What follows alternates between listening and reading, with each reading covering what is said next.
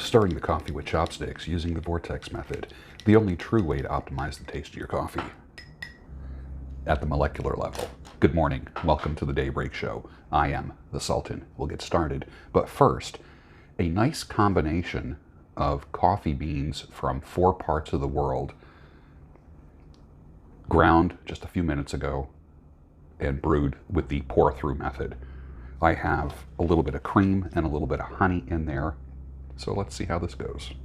It was really good yesterday. Oh yeah, absolutely. With my local honey that I get at the farm, this heavy cream that I use. I have a bag of Sulawesi and another bag of various Indonesian coffees, and they are just together, it's out of this world.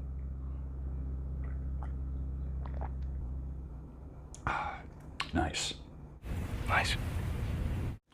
Any time that we have gone in the United States here through a period of nationalism of any type, we've lost more than we gained. It cost us state sovereignty.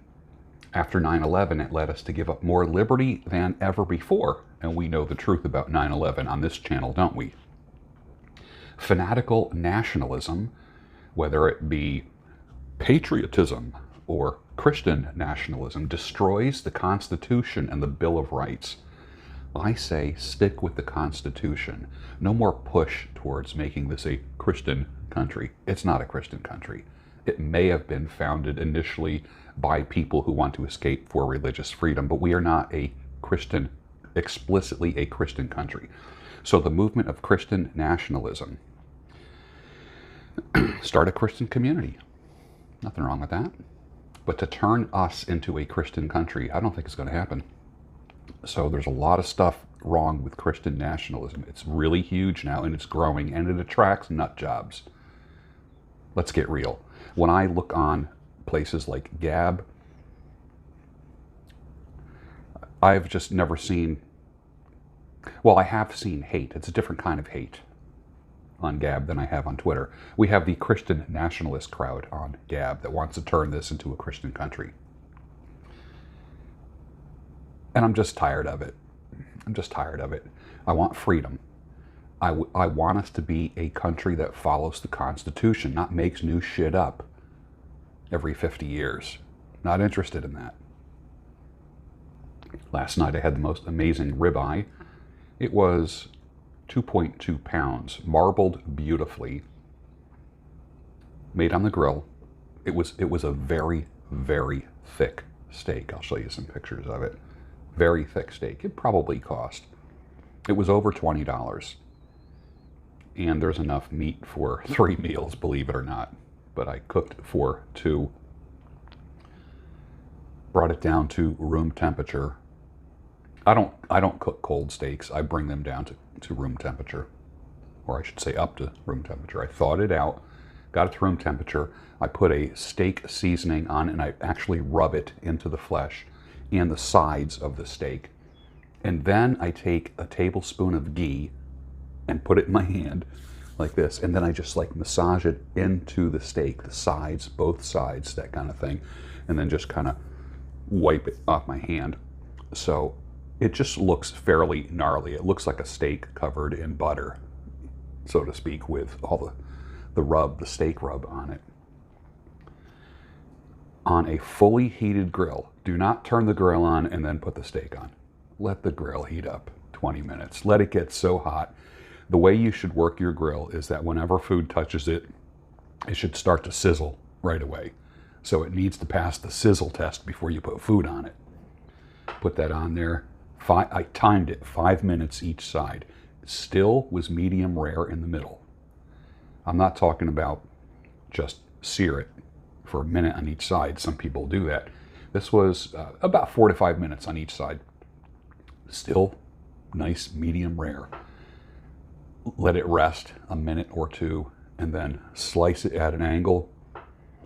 And it was insane. And I had that with steamed broccoli, my homemade pickles, and a couple large green olives stuffed with feta cheese and a glass of red wine. And I'm good. perfect fall, cool weather meal for me, and I actually had it outside on the deck.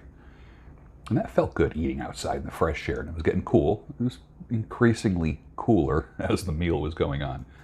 But I did my table for one show last night, and that was kind of nice. I am looking for an all-inclusive retreat center, a lodge of some type, that can accommodate 12 to 20 guys.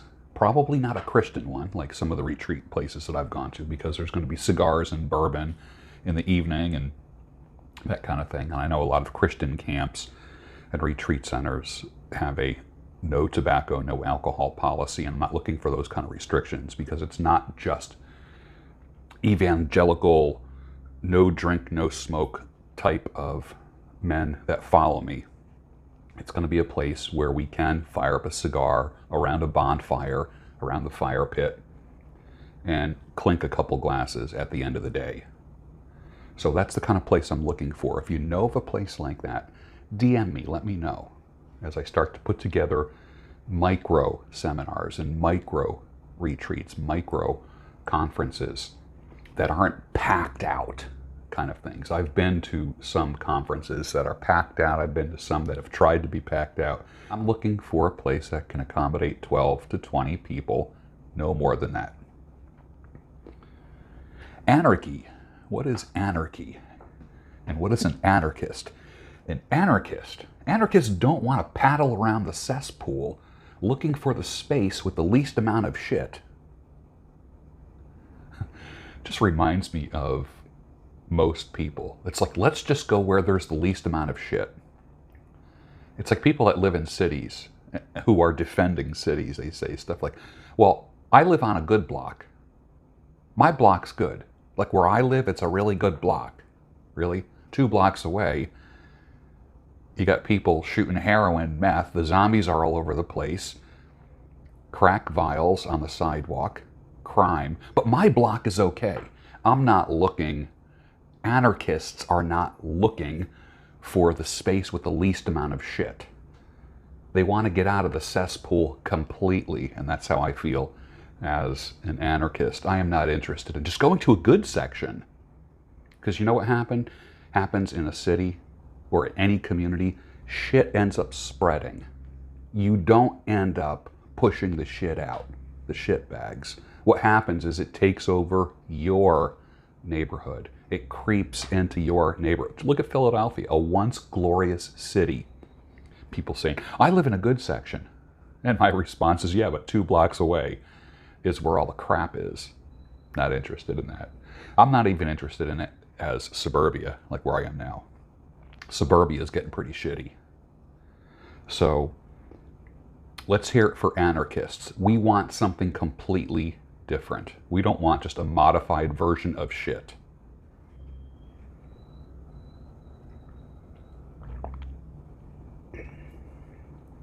Can we just sit here and I just drink coffee and you watch me drink coffee? Because this is so good. Clarence Darrow says the world is made up for the most part of morons and natural tyrants, sure of themselves, strong in their own opinions, never doubting anything. Isn't that the truth?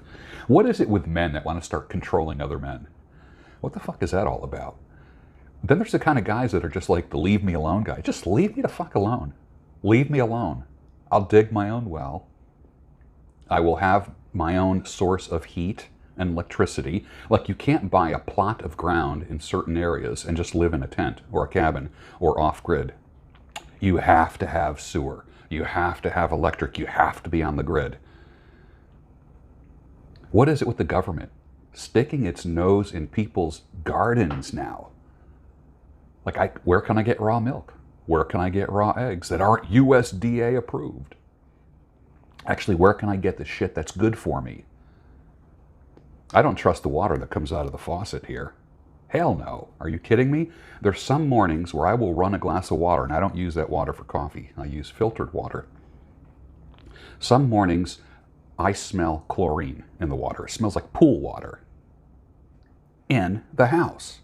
Pool water. There's nothing pure about that. What's that shit doing to your body over a period of years? Watch the water. Like I said this past week, I might end up in the water purification business somehow, some way. We're 9 meals away from anarchy. 9 meals. 3 days of no food or water, and people will rise up. That's what's going to happen. So, what kind of water are you drinking? It's the most important thing. Water is so important. I can't even begin to tell you.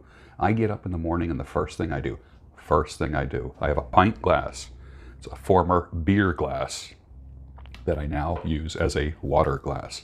And I fill up 16 ounces of water. First thing I do, slam that 16 ounces. I take a couple pills, medication that I'm trying to get off of right now, and that's the beginning of my day. But 16 ounces of water. I break my nightly fast. Think about it, that's what sleep is. It is a fast. Stop eating at a certain time the night before, and you resume drinking and eating in the morning. Slam a bottle of water or 16 ounces of water upon waking. All of you. It will make a difference. Buck Owens says, I heard the biggest reason why people don't get married is fear. Roy Clark replies and says, that's funny because I didn't know what fear was until I got married. That's on the show Hee Haw. That was back in the 70s. One of the followers, Aerodynamic, says, George, I've been living in an old trailer with a tin roof out in the beautiful country of North Carolina for 11 years now, with a big forest for a backyard, a freight train that runs through the woods at the edge of my lot. It's beautiful, quiet, perfect place for an artist to create. My entire trailer is a man cave with a slot car track room, my art and model car studio, and the only thing missing in my simple and blessed life is a tool shed. I don't know about you, but that sounds like a perfect life to me. It really does. The only thing missing there, now see, he says the only thing missing is the tool shed. I say the only thing missing is a reading room, a library. But I'm sure he's got a bookshelf somewhere. There was a cartoon that showed a woman talking to a man, and she says, I find your lack of books disturbing. You know, some guys will invite a woman over their house and open up the garage and show all the nice cars and motorcycles they have. If a woman comes to my house, she's not going to see that. She's going to see a almost 20-year-old Toyota Tacoma. I don't know what kind of motorcycle I'm going to have yet, but she's going to see a wall of books. And this, my dear, is my library. Ooh, philosophy, education, English literature, history, science, theology. If a woman is not impressed, well, that's how I'll vet a woman. If a woman's not impressed by my library, she's not for me. Excuse me. I find your lack of appreciating books very disturbing, miss. Nice to have met you. You know, it's weird when your coaching clients inspire you from all the gains that they're experiencing in their life. One of the hidden benefits of being a coach, which I am, when I was a therapist, you just worked hard to keep people's noses above water. When you get emails from people saying, hey, I just became a millionaire, you're like, wow, cool. You get notes from people saying, I'm getting married, or my first child is due. Thank you. I've been listening to you for, so many months, so many years, whatever. And this is what happens, is that you get people getting real progress in their life, as opposed to showing up and their claim to fame for the week was, I didn't kill myself this week, or I didn't do any heroin, or I did less heroin this week than I did last week. When I was a therapist, the stuff that well, here was the thing. When I was a therapist, you know how you get paid? Through insurance companies. So you always had to qualify people. You had to give people diagnoses because you did not get paid unless the person you're treating has a diagnosis. And I've been 20 years now away from giving people a diagnosis. People running around, oh, my depression. Oh, my bipolar. Oh, my schizophrenia. Oh, my this, my that. Enough already with that. You've heard me say this too in the past. You're not depressed, you're discouraged. The answer is courage, not medication. You will eat meat, medium rare, and you will be happy.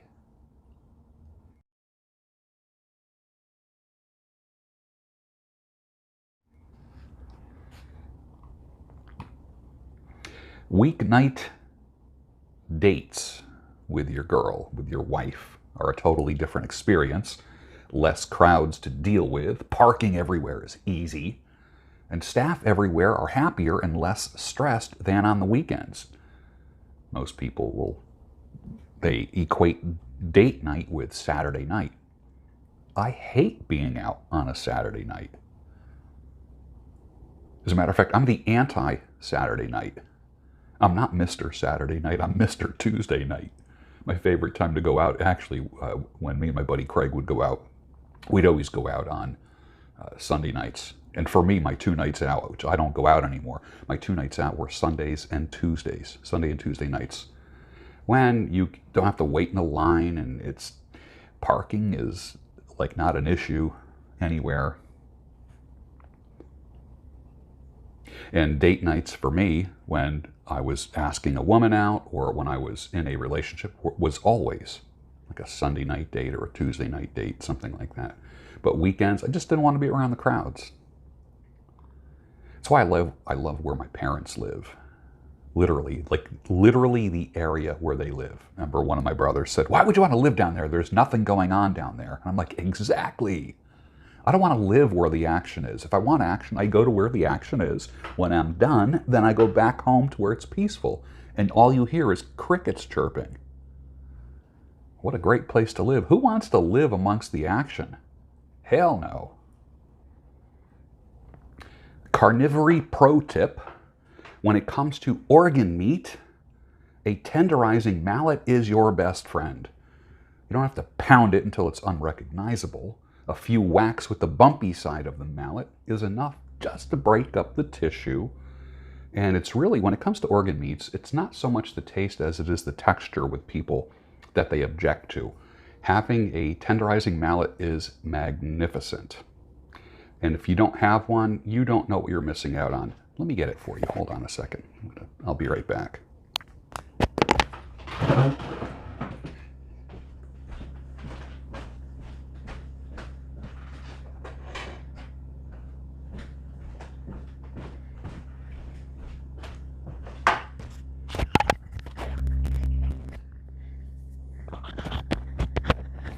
Oh yeah, these are abs, the belly gone, flat as can be. I'm feeling good. And there will be more, I'm working on cutting over the next, some people cut for a month or two. My goal is I'm cutting until June 1st. I didn't put on this weight. Now, I know I don't look overweight, but for me, right now, if I stepped on the scale, I'm probably 194. I'm not super tall. I'm 5'11", 194 pounds. Like what you see is like fairly solid, but I want to get trim and like lean and strong and that kind of stuff. I am no longer trying to get huge and massive and gains and all this kind of stuff. I want to be able to run up a flight of stairs. I want to be able to rearrange the furniture in a room. I want to be able to unload a truck, dig a hole, chop wood. To me, that's functional fitness. Now back to the meat tenderizing mallet, this right here. Okay, the meat tenderizing mallet has a flat side, a ribbed side, one side with one rib, I would call it, and then the bumpy side. A couple whacks of the meat with the bumpy side will break up the tissue in meat and make it not so tough. And then, of course, it opens up the meat a little bit so you can rub in the rub. I'm not a huge soak the meat in marinade kind of guy. I guess you can do that. I'm not, maybe I haven't done it enough to know the glories of it, but I'm more of a create a rub. And I have a massive spice cabinet. One of these days I'll show you my spice cabinet. I'm like literally 2 pinches of this, 1 pinch of this, 1 pinch of this in a bowl, mix it up, and now I have a nice rub. Rub it into the meat. Rub it into the side of the meat.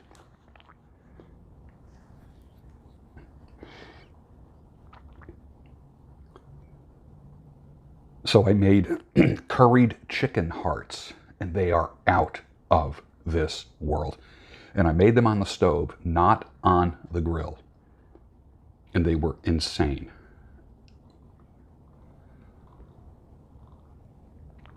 Whatever you do, do not think of a tomahawk steak done medium rare. Don't. Get that out of your mind.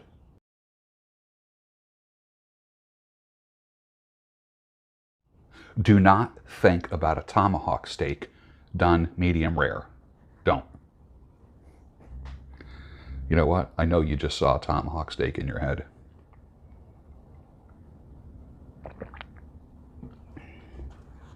You know what's nice about being back on Twitter is I unloaded all the mouthy people. I don't follow, read, or give a crap about people just posting opinions.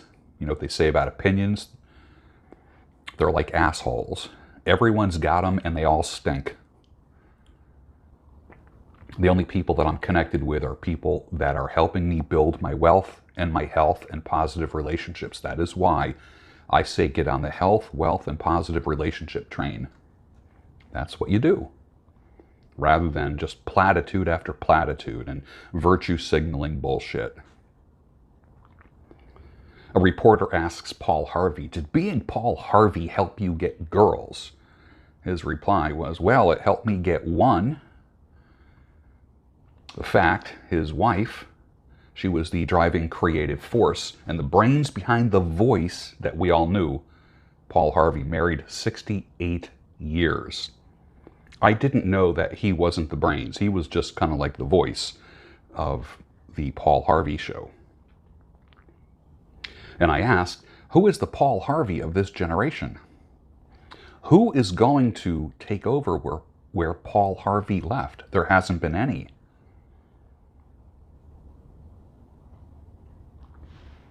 Thomas Hall in 1892 wrote, a pipe, a book, a cozy nook, a fire, at least its embers, a dog, a glass, 'tis thus we pass such hours as one remembers. I just pictured myself sitting in a Queen Anne chair, a fire roaring, a little side table with distilled spirits, a dog at my feet on a braided rug, maybe a little snack on another table of some type. And in that glass is probably going to be an old-fashioned, most likely. And the fire crackling in front of me and a lamp just bright enough for me to read. There you go. You got a date with yourself on a Friday night.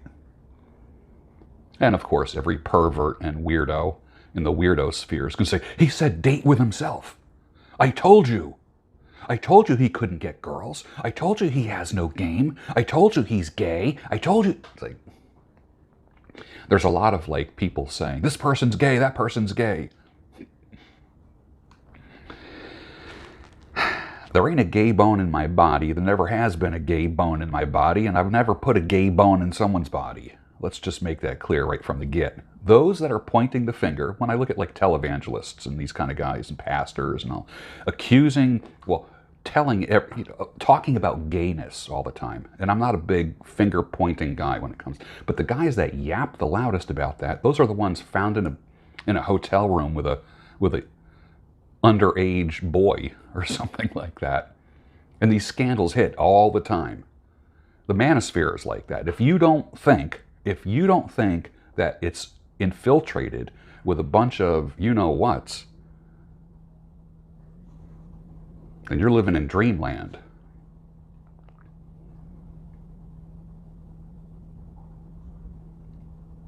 I asked yesterday, imagine living in a climate where you can ride a motorcycle year-round rather than storage, trickle chargers, and gas stabilizer. Imagine that.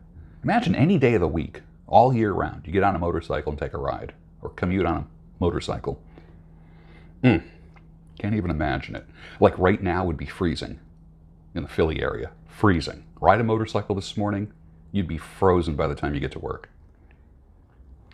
The only thing that people remember about you is how you make them feel. If you are just an asshole, talk shit all the time, put people down, that's what they're going to remember. If you make people feel good, if you make people grow, if people can attribute to you strength, mental health, happiness, goals, then you've succeeded. The only thing people remember about you is how you made them feel. Hence, you go to buy a car or a truck, and you love that truck, you love that car, you did the research, but if the salesman is an asshole, you won't buy it. Why? Because he's representing that company. You'll go somewhere else and get that same exact truck at another dealership. Because the salesman was a jerk-off, made you feel bad, he offended you, he was crunchy, and you went somewhere else. The only thing you remember about that dealership is the guy who was the face of that dealership. If the salesman is an asshole, you will buy your vehicle elsewhere. It doesn't matter how great that car is or what price you get. He represents everything. So when it comes to friends or groups of people or men, if it's overwhelmingly filled with assholes or led by an asshole or assholes, you want nothing to do with it. I go where I'm welcomed. I go where I'm treated the best, and so should you. That's a no-brainer, unless you're a glutton for punishment. And association is everything. I don't have to agree with everything that everybody says in my circle of people, but there should be some respect for the individual. I remember one time someone, and I will say this, Rollo Tomasi, said somewhere in a video, I don't even know where, there's been so many, he said something like, George Bruno has old order thinking. How dare Rollo Tomasi say, I have old order thinking? How dare he? He was right. He was right. He didn't offend me. The truth did. But I was more interested in comforting lies at the time. So, when you see these people all jumping on each other on the web, all these just people arguing about shit and doing virtual responses, is there any truth in there somewhere? What I'm not going to do is turn people into enemies because someone else doesn't like them. Your enemies are not my enemy. And when I got through that and realized the error of my ways, all of a sudden I became thankful for the hard work and the research that he did in his studies. So, thank you, Rollo Tomasi, for your study, your research. I appreciate that. And the way that you articulate it, the data that you've collected and how you interpret it for the common man. I once made a comment. I said, what is the better book, Rich Cooper's Unplugged Alpha or Rollo Tomasi's Rational Male? And I said something like, I like the Unplugged Alpha because he'll take 10 words to describe something and Rollo will take 100 words to describe the same thing. But they are both important books and they are both important men. Do not take sides with people or against people. I can tell you that for a fact. Everybody has a role in your online virtual mentor world. Everyone is an important voice, some more than others. Do what makes money and the money will follow. The heck with loving everything that you do, like that stupid book. Do what you love and the money will follow. Chalene Johnson has a video that talks about do what makes money first. I just found this out. I mean, she agrees with me. Do what makes money first, and then when you make money, then you have enough to pursue your dreams and your passions. But your passion initially may not make you money. Do what makes money first, and the money will follow. So monetize what you are enthusiastic about. Then you get to that level. Because if you're not enthusiastic about something, it doesn't get you out of bed in the morning. It doesn't motivate you.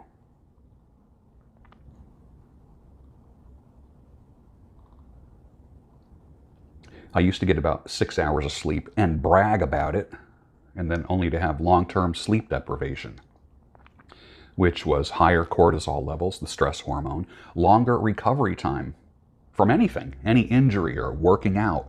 It takes longer to recover when you're not getting good sleep. Weight gain, aging faster than you should, taking naps that turn into 10-hour naps, 12-hour naps. I would get home from work and say, I'm just going to close my eyes for a few minutes. Get home from work, 3:30, 4 o'clock. Yeah, I'm just going to lay down for a couple minutes and then wake up the next day? What the heck? That's your body telling you something. Yeah, I just want to close my eyes for a few minutes. Boom, 12 hours later. So I say master your sleep, and I do have a program coming out. It's going to be called Deep Sleep, and it's going to be the secrets that I use to get a great night's sleep every night, and it costs less than a bottle of Ativan or Ambien.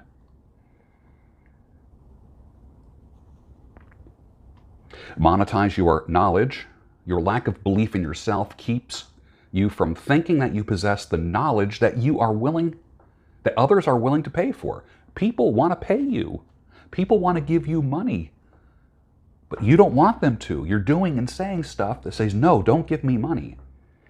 Your lack of belief in yourself keeps you from thinking that you possess knowledge that others are willing to pay for. You don't need to learn anything else. Maybe some of you do. Your unhealthy aversion to self-promotion is crippling you, yet you succumb to other people's self-promotion and advertising on a daily basis. Get over it, bro. Get over it. Any others of the 4 a.m. gang here? How do you do it? How do you get up at 4 o'clock? Let me just tell you this. It's not getting up at 4 o'clock that's difficult. It's going to bed at 8. That is harder than getting up at 4. I try to be in bed by 8, at least 8:30. Last night I did a live broadcast. I think I got out of there at about 8:30. I was in bed by about 8:45. I was gone on another planet flying around in my dreams by 9 o'clock. Have your day organized to where you start to come in for a landing at about 6 o'clock. Eat your last meal earlier. Limit fluids after 6 p.m. No news watching in the evening. And guess what? You are prepping yourself for a good night's sleep. So when you get my course, and most of my courses are $20 courses that are competency-based. Basically, it's called Deep Sleep, how to get a good night's sleep. Things that I have learned over the decades of how I get a great night's sleep every single night. I have insomnia about twice a year. I don't know why, but every night I sleep well and I dream well, and I do lucid dreaming. I fly. When I go to sleep, I fly. Some people say you're actually going somewhere. I don't think I'm actually going anywhere, but I fly in my dreams. Kind of like Superman flies. I literally jump up and I take off and fly to various places. Most of my night is traveling. Most of my night is traveling. I don't have terrifying dreams anymore. That stopped. I fly every single night. And I see colors, and my dreams are real.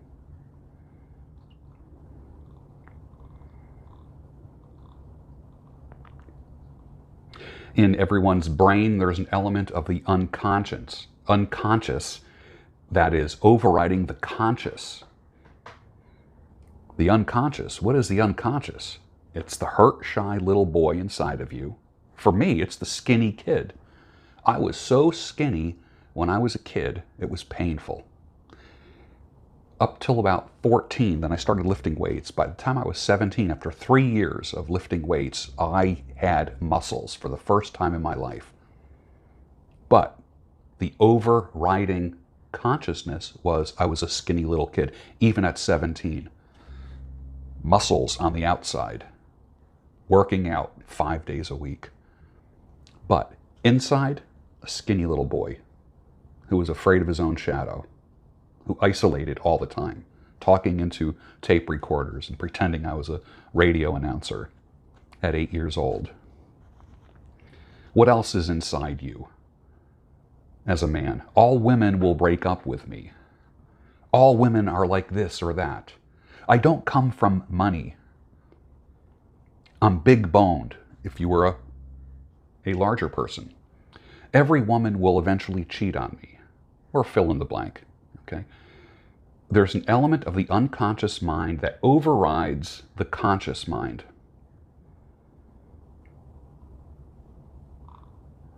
And that's one of the things you have to identify in order to achieve success, make money, lose weight, and have positive relationships. Don't think of medium rare ribeyes. Stop it. Stop thinking about a medium rare ribeye. It's Friday, which for me means a couple things. It is 12 for 12 Friday at Whole Foods. I go and I get 12 fresh oysters from 4 different regions, and they always throw in a few more, and it ends up being a bag of 20 oysters. So that's cool. So I will be having oysters all weekend. I end up having about 4 or 5 today, a few tomorrow, and a few Sunday. Why do I eat raw oysters? They're nutrient dense. They have zinc. They build my testosterone. People have said to me in the past, and I'm not like real muscular now. My goal is not to get huge. My gains are actually, for many people, gains mean bigger. For me, gains mean smaller, less fat, able to stretch, lightning fast, able to take care of myself or defend someone if I have to. That's what gains is for me. So people used to say, are you on TRT, which is very popular, and I'm not being judgmental of anyone who does use it. No, I've never stuck a needle in my body except for insulin, and that is it, which sucks. My A1C was over 12. It's now under 6, which is good. But I used to stick a needle in me on a regular basis. I don't do it as much now. Now I do like a once a week needle. And my endocrinologist said, the first thing to eliminate will be the needle. And that'll be cool. Looking forward to that. But when people would say, you're on TRT, how can a man who's 60 years old have a trim, lean, muscular body? Ribeye, oysters, organ meat.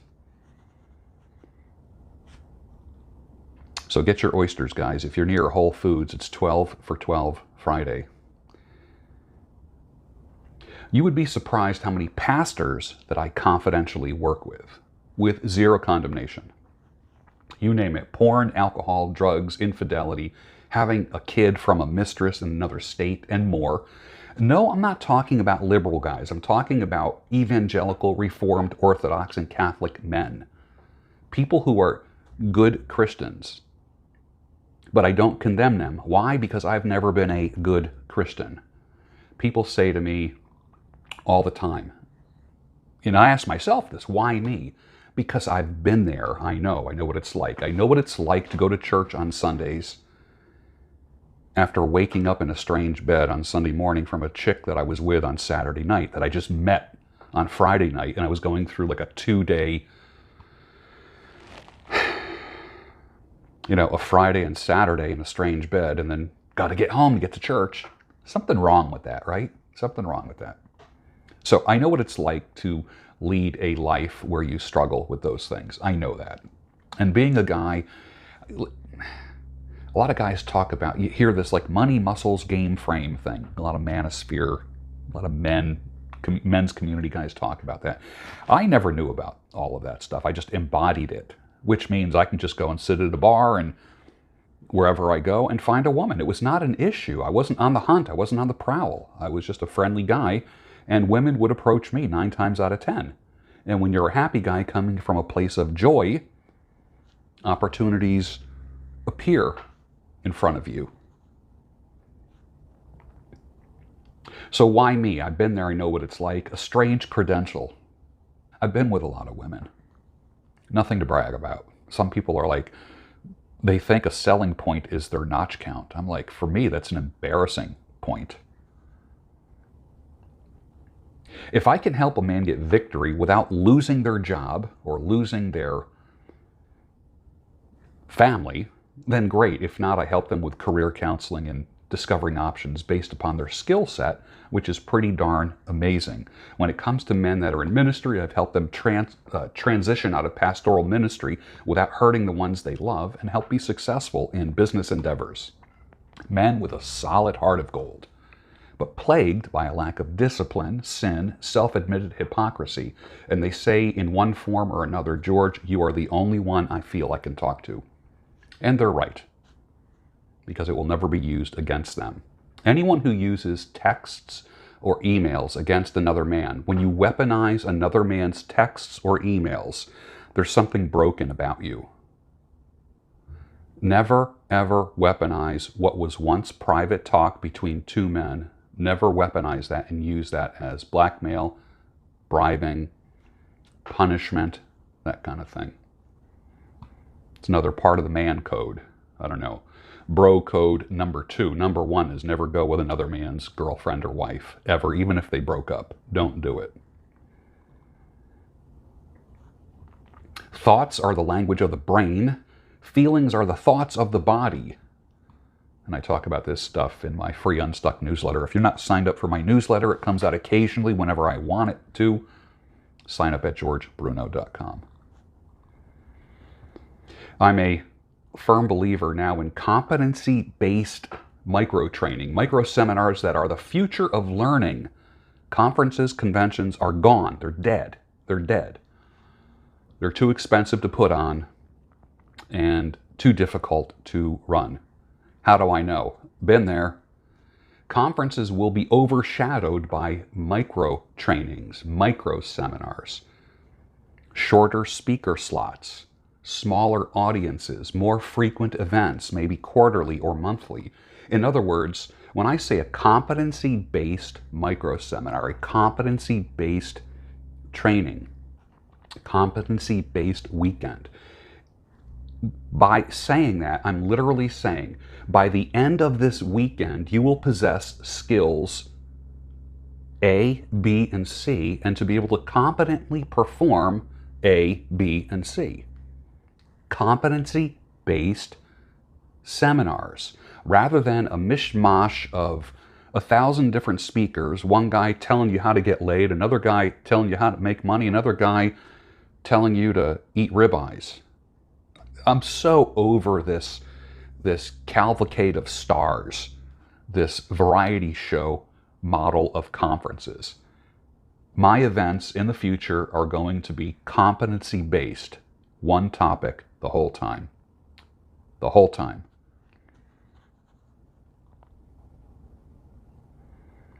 A woman shall not wear anything that pertains to a man, nor a man shall put on a woman's garment, for all who do so are an abomination to the Lord your God. Deuteronomy 22:5. No commentary necessary. Gentlemen, stop castrating your beard. What do I mean by that? That part, do not trim your beard straight down from here. Because at this bottom part, you're lopping off the part that just kind of grows back a little bit. Grow that out. Grow that out. That's like the testicles of your beard. When I say castrating your beard, you get these barbers that have no fucking idea what they're doing, and they take the trimmers and just go zzz, straight down. And that's ridiculous. And then they shave up, and then you have like this angular beard that there's nothing behind it. I call it like your underbeard. You want the hair underneath to grow. My big ass comb here. So the side view is solid. It's substantial. It's not like this strange cheese wedge that has skin underneath it. I keep bumping into my mic. Sorry about that. Do you know what the Jesus prayer is? Simple, very simple. It goes like this. Lord Jesus Christ, Son of God, have mercy on me, a sinner. And you can say it anytime. That's the beginning of your mind and heart opening up. In 2018, I said, this is coming to a school near you. And guess what? I got laughed at. Guess what? It's here. You can go back to my old videos, the old Daybreak shows. Here's an interesting quote from a boy named Jack in grade 7. I feel like a next generation man. Not every man has to be masculine, because everyone can be different and that's okay. That's in our schools now. That's in our schools. Every man, first of all, stop redefining masculinity. Anyone who attempts to do that has only one motive, and that's the emasculation of men. You don't get to redesign a concept and a design that's coded in your DNA that makes you a man. It can't be suppressed. I talk about stuff like that in my newsletter at georgebruno.com. But I love saying that I was right about this. I love saying I was right.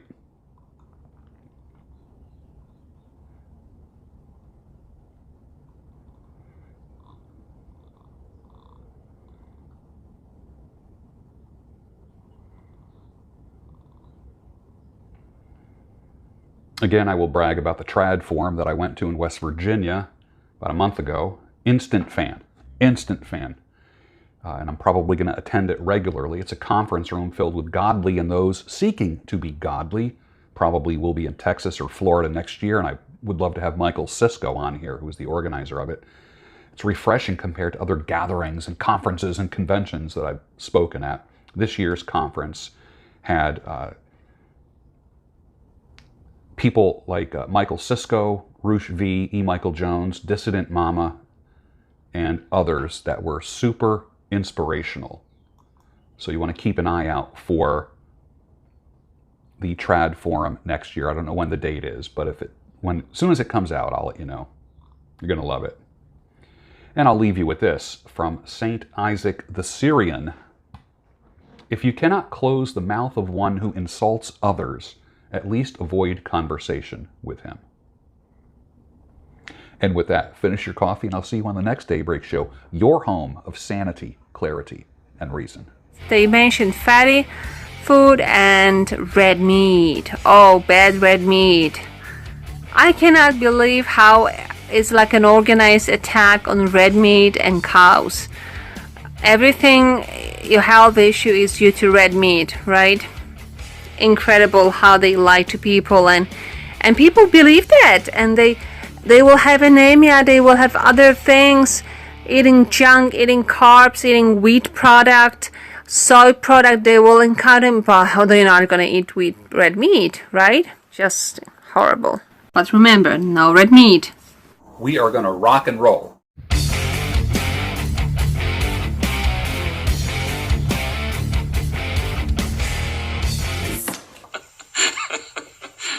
Nice.